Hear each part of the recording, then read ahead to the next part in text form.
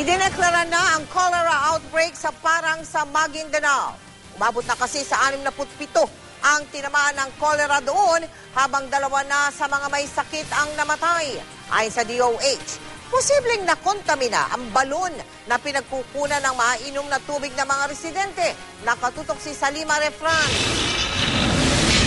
Malalim na ang mga mata at naka-oxygen ang 6 na taong gulang na sina Sudrin Usman. Isa lang siya sa 51 mga batang residente sa Bongo Island sa Parang Maguindanao na nagpositibo sa kolera. Kabilang mga batang biktima, umabot na sa 67 ang sinugod sa Cotabato Regional and Medical Center sa Cotabato City mula pa nung nakaraang linggo. Kumukulang dyan ko. Tapos nagsuka ako. Yan, parang doon na nagsimula, nagatay-tay na ako.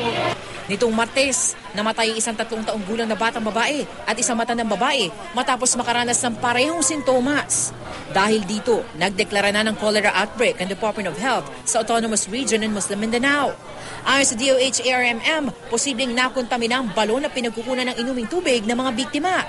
Nang bisitahin nga raw nila ang barangay Tuca Maror, napag-alamang walang palikuran ang karamihan sa mga bahay. Sabi niya, napakalawak po ng aming palikuran nasa dagat.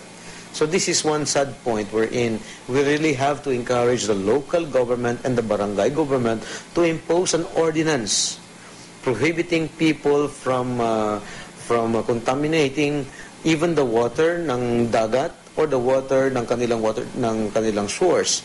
Binabantayan na maigi ng DOH-ARMM ang barangay.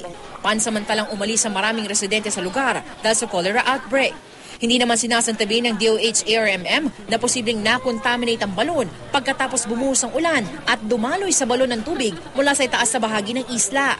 Taong 2008, umabot sa 514 ang kaso ng kolera sa bansa. At itong 2012, bumaba sa 81 laboratory-confirmed na kaso ng kolera, isang nasawi. Salima Refran, nakatutok, 24 oras.